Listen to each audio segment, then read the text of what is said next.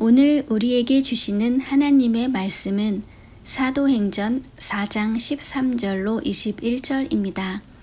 다 함께 사도행전 4장 13절로 21절을 합독하시겠습니다.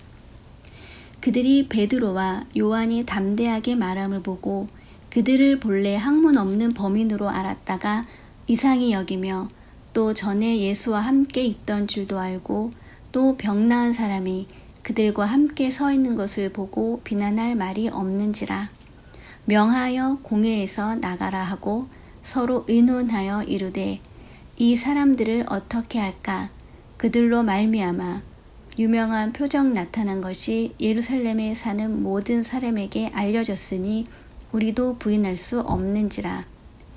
이것이 민간에 더 퍼지지 못하게 그들을 위협하여 이후에는 이 이름으로 아무에게도 말하지 말게 하자 하고 그들을 불러 경고하여 도무지 예수의 이름으로 말하지도 말고 가르치지도 말라 하니 베드로와 요한이 대답하여 이르되 하나님 앞에서 너희의 말을 듣는 것이 하나님의 말씀을 듣는 것보다 옳은가 판단하라. 우리는 보고 들은 것을 말하지 아니할 수 없다 하니 관리들이 백성들 때문에 그들을 어떻게 처벌할지 방법을 찾지 못하고 다시 위협하여 놓아주었으니 이는 모든 사람이 그 된 일을 보고 하나님께 영광을 돌림이라. 아멘. 이 말씀은 살아계신 하나님의 말씀입니다. 지난 시간부터 사도행전을 보면서 성령께서 역사하시어 교회가 성장하는 모습을 보면서 이 시대에 예수님을 믿는 우리가 어떤 일을 해야 할지 보고 있습니다. 교회는 성령으로 인하여 시작되었습니다. 제자들은 함께 모여 기도하며 충성된 모습과 순종하여 성령을 받아 복음을 전하였습니다. 교회는 그렇게 시작되고 성장하였습니다. 교회가 성장하는 그때에 사도들과 교회에 예수 그리스도를 전하는 일에 대하여 하지 말라는 위협을 받게 되었습니다. 그러나 복음을 전하는데 베드로와 요한은 공회로부터 위협을 받았음에도 불구하고 그 위협에 굴복하지 않고 담대히 복음을 전하였습니다. 그들이 얼마나 강한 위협을 받았는지, 그 위협이 얼마나 대단했는지 알아보면서 그들이 그렇게 담대할 수 있었던 근거를 보면서 우리가 힘든 이 시기에 어떻게 어려움을 극복해야 하는지 그 방법을 보려고 합니다. 예수님의 말씀대로 제자들은 예루살렘을 떠나지 않고 그곳에 남아 성령을 기다렸습니다. 그래서 그들은 성령을 받아 복음을 전하기 시작했습니다. 베드로의 설교를 들은 사람들은 회개를 하고 예수 그리스도의 이름으로 세례를 받고 날로 그 숫자가 많아졌습니다. 그 숫자가 3,000명이 넘었습니다. 그들은 서로 떡을 떼며 교제하고 기도하기를 힘썼습니다. 하나님을 찬미하며 온 백성들에게 칭송을 받으며 날마다 구원받는 사람들이 늘어만 갔습니다. 이때 사도 베드로와 요한이 성전 미문 앞에서 구걸하던 나면서부터 안증뱅이였던 사람을 걷게 만드는 기적을 일으키게 됩니다. 하루 한 장 성경 읽기를 보셨던 분들은 아마 이 부분에 대해 잘 들으셨을 것입니다. 미문을 보는 문은 솔로몬이 행각 근처에 있는 동편문, 수산이야 불리는 문과 동으로 만들어지고 은과 금으로 장식이 되어 있는 니카노르라고 불리는 문, 이 두 가지로 보는 경우가 있습니다. 사진을 보시면 왼쪽에 있는 것이 동쪽 문 수산입니다. 위에 보시면 솔로몬의 행각이 보입니다. 오른쪽 니카노르 문을 보면 문에 금장식이 되어 있고 큰 계단이 있는 것을 볼 수 있습니다. 이렇게 두 가지 문 중 하나가 오늘 본문에 나오는 미문으로 보고 있습니다. 이 두 가지 문 중 어느 것이라고 정확히 말할 수는 없습니다. 그러나 대체적으로 성전이 가장 크고 아름다운 문, 니카노르 문을 미문으로 보는 견해가 더 강합니다. 그 문은 동쪽에는 여인들의 뜰이 있었고 성전 문을 향하여 동이 트였습니다. 그래서 동이 트는 시간에 가장 아름답게 그 문은 보였습니다. 15개의 계단을 올라가야만 했습니다. 그러나 여인이나 불구자는 그리고 정결하지 못한 사람은 그 이상을 갈 수 없었습니다. 그래서 안증뱅이는 그 문 앞에서 구걸을 하였습니다. 이렇게 공적인 자리에서 사람들은 구걸을 하였습니다. 그 이유는 자선을 베푸는 것은 매우 높게 평가받는 일이었습니다. 그래서 자선을 베푸는 사람들은 그것을 드러내고 싶었습니다. 구제를 받는 사람들은 자선을 베푸는 사람들의 마음을 알았기 때문에 누가 얼마나 많은 자선을 베푸는지 알 수 있도록 공개적인 장소에서 구걸을 하였습니다. 그래야만 그들은 구제를 받을 수 있었습니다. 그런데 이곳에서 베드로는 나면서부터 안증뱅이인 사람을 걷게 만듭니다. 나면서부터 안증뱅이라는 것은 그 사람이 단순히 다리를 잠시 다쳐서 부상을 당한 정도를 의미하지 않습니다. 나면서부터 선천적으로 장애를 가지고 있어서 절대로 고칠 수 없는 다리를 가진 사람을 의미하는 것입니다. 그런데 베드로가 그 사람을 걷게 만든 것이었습니다. 3장 10절을 보면 그는 미문 앞에서 오랫동안 구걸을 하는 것 같습니다. 여러 사람들이 그가 성전 미문 앞에서 구걸하였던 사람이었던 것을 쉽게 알아보았습니다. 그가 가진 장애가 단순한 것이 아니한 것을 많은 사람들이 잘 알고 있었습니다. 그런데 베드로가 예수 그리스도의 이름으로 그 사람을 걷게 만든 것이었습니다. 구약에서는 선지자가 하나님의 말씀을 전하며 기적을 베푸는 일들이 많이 있었습니다.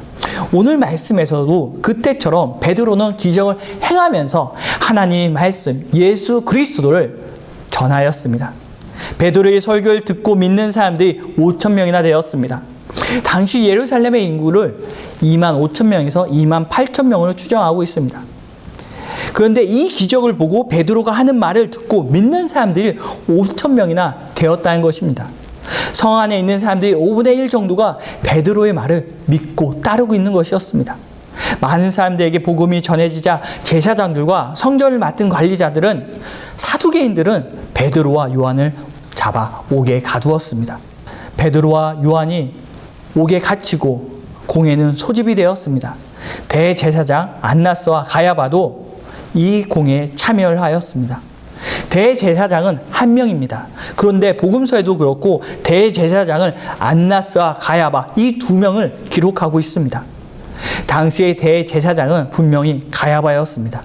성경에서는 예수님이 안나스에게 먼저 끌려가시고 그 후에 가야바에게 끌려가신다고 기록을 하고 있습니다. 예수님께서 하나님의 아들로서 그리스도라 고백을 하자 가야바는 자신의 옷을 찢으면서 우리가 이에게 사형을 내리지 못할 까닭이 없답니다. 예수님에게 사형을 내리자고 그는 주장하였습니다. 이렇게 예수님이 사형을 주장한 가야바가 당시 대제사장이었습니다. 그런데 왜 대제사장을 말할 때 안나스를 언급하는 것일까요? 그는 전 대제사장이었습니다. 로마 총독에 의해서 그는 면직당하였습니다. 하지만 그는 계속해서 권력을 행사하였습니다. 안나스는 먼저 대제사장 자리를 자신의 아들들에게 물려주었습니다. 5명의 아들들에게 물려주었습니다. 하지만 그는 뭐가 못마땅했는지 그 아들들 모두 대제사장 자리에서 물러나게 만들고 가야바 자신의 사위를 그 자리에 올렸습니다. 이토록 그는 막강한 권력을 행사하였습니다. 그래서 예수님을 먼저 안나스에게 끌고 간 것이었습니다. 산헤드린 공회는 유대인들의 최고 중한 재판소였습니다. 그래서 엄청난 권위와 힘을 가지고 있었습니다. 예수님께서도 이 공회 앞에서 신문을 받으셨습니다.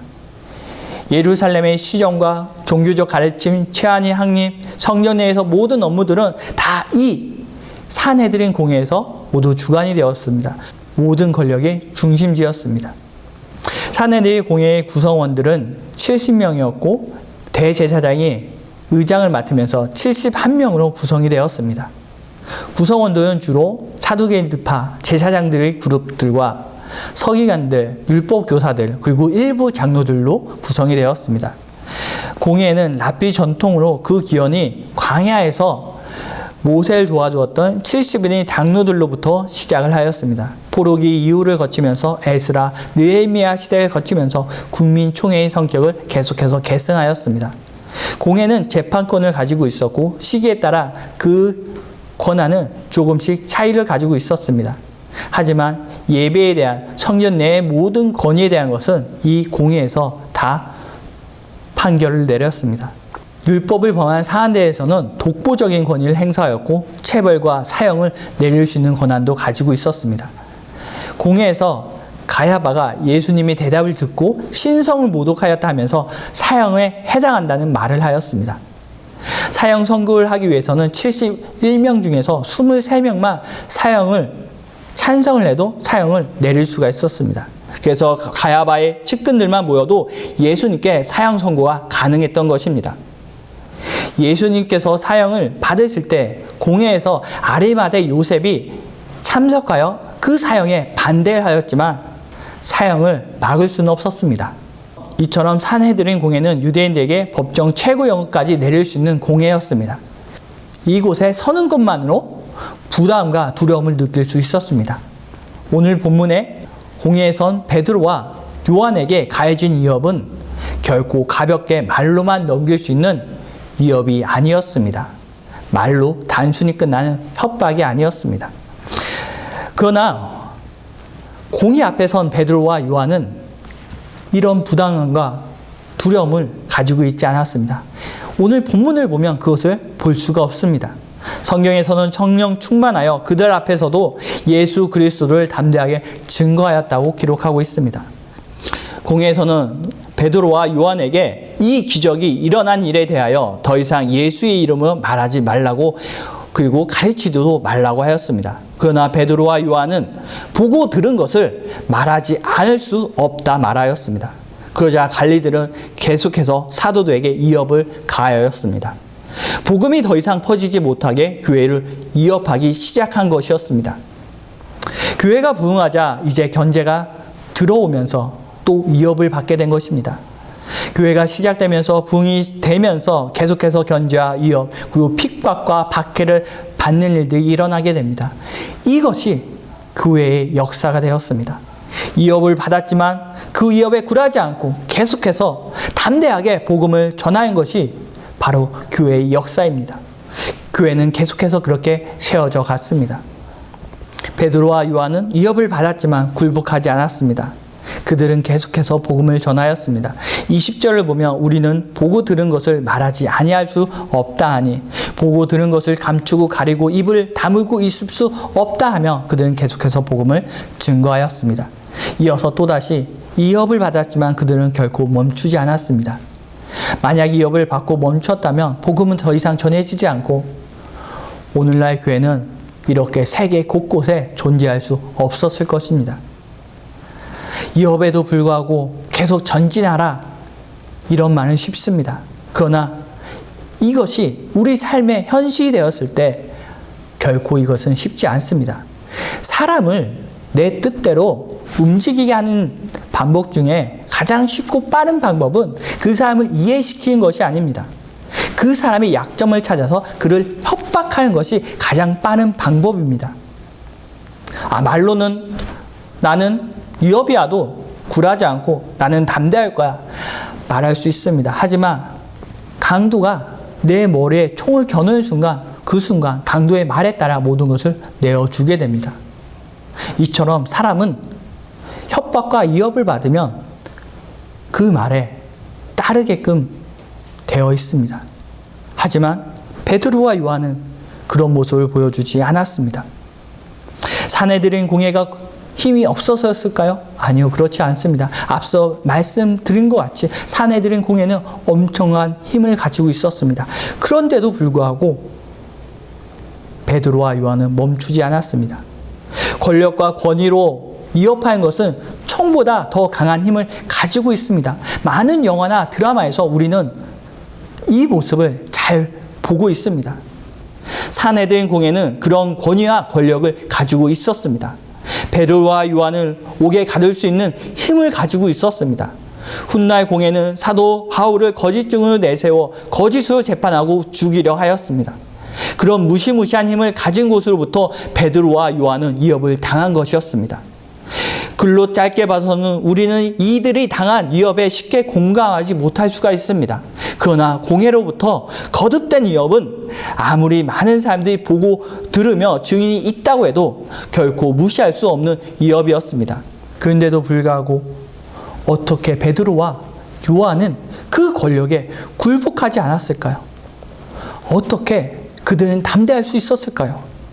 그들이 굴복하지 않고 담대할 수 있었던 이유는 바로 성령의 능력이 나타나 그들에게 강한 믿음이 있었기 때문입니다. 여러 사람들이 모인 것이 힘을 가진 것이 아닙니다. 14절 보면 병 나은 사람이 그들과 함께 있다고 말씀하고 있습니다. 21절에서는 갈릴리 백성들 때문이라고 기록을 하고 있습니다. 담대할 수 있었던 이유, 그 옆에 명백한 증인이 있었기 때문에, 자신을 지지해 준 사람이 많았기 때문에 그들이 담대할 수 있었던 것은 단지 아닙니다. 그 수많은 사람들 마음속에 있는 성령의 역사가 있었기 때문에, 그 안에 믿음이 있었기 때문에, 굳은 믿음이 있었기 때문에 베드로와 요한은 담대하게 예수 그리스도를 전했던 것입니다. 초대교회에서는 믿음이 있었기 때문에 위협을 받고도 담대할 수 있었습니다.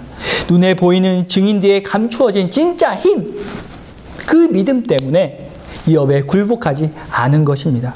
믿음은 우리에게 힘을 줍니다. 그래서 믿으라, 믿으라 하는 것입니다. 믿었을 때 새 힘을 얻게 됩니다. 공회에 모인 관리들도 아마 성전 미문 앞에서 구걸을 하던 그 나면서부터 안증뱅이였던 사람을 모두 다 기억하고 있을 것입니다. 잘 알고 있었을 것입니다. 그가 일어나 있어서 걷고 뛰는 것도 아마 다 보았을 것입니다. 그러나 그들은, 관리들은, 제사장들은 복음을 믿지 않았습니다. 예수 그리스도를 받아들이지 않고 오히려 박해하고 위협하였습니다. 눈에 왜 보이는 것을 명백히 있는데도 받아들이지 않았을까요? 16절에서는 너무나 많은 사람들이 보았고 명백한 증인들이 있었기 때문에 그들은 이 사실을 숨기거나 부인할 수 없었다고 말을 합니다. 16절 보면 이 사람들을 어떻게 할까? 그들로 말미암아 유명한 표적이 나타난 것이 예루살렘에 사는 모든 사람에게 알려졌으니 우리도 부인할 수 없는지라. 부인할 수 없는 사실이 있지만 그들은 예수 그리스도를 믿지 않았습니다. 왜 명백한 사실을 보고도 예수 그리스도를 믿지 않았을까요? 앞서 말한 대로 공회는 유대인들에게 최고 기관이었습니다. 즉 제사장들과 서기관들은, 공회에 모인 관리들은 대중의 함심과 지지를 받아야만 그 자리를 유지할 수 있었습니다. 21절에서 관리들이 백성들 때문에 라는 구절을 보면 그들이 베드로와 요한에게 어떻게 처벌할지 방법을 찾지도 못하고 위협만 하는 모습만 보아도 그들이 얼마나 대중의 눈치를 보는지 알 수 있습니다. 예수님의 이름으로 기적이 일어나고 가르침을 받는 사람들이 많아지면서 자신의 지지 기반이 사라질 것을 알았기 때문에, 그들은 그것을 두려워했기 때문에, 즉 자신의 이익을 위해서 명백한 사실을 부정하고 성령의 능력을 믿지 않았습니다. 이익을 위해서 하나님께서 하신 일을 믿지 않았습니다. 오히려 그들은 성령께서 행하신 일을 전하지 못하도록 방해를 하였습니다. 17절을 보면 이것이 민간에 더 퍼지지 못하게 그들을 위협하여 이후에는 이 이름을 아무에게도 말하지 말게 하자 하고, 관리들은 성령의 능력, 하나님부터 왔다는 것을 믿지 않았습니다. 오히려 그들은 베드로와 요한을 벌주려고 했고, 그러나 그 방법을 찾지 못하고 위협만 하게 된 것입니다. 힘든 시기가 오래 지속되면서 우리는 지치게 되고 처음에 마음 먹었던 의지마저 약해지면서 힘을 잃어가게 됩니다. 그러나 이 힘든 시기에도 아직도 힘을 잃지 않고 일어나 계속해서 일하며 버티는 분들이 있습니다. 바로 몸과 마음이 지쳐 힘들고 어렵지만 그 안에 있는 믿음으로 일어나 힘을 내시는 것입니다. 믿음을 가지라는 것은 단순히 긍정적으로 생각하라는 것이 아닙니다. 어려운 일이 다 해결될 거라는 그런 것이 믿음이 아닙니다.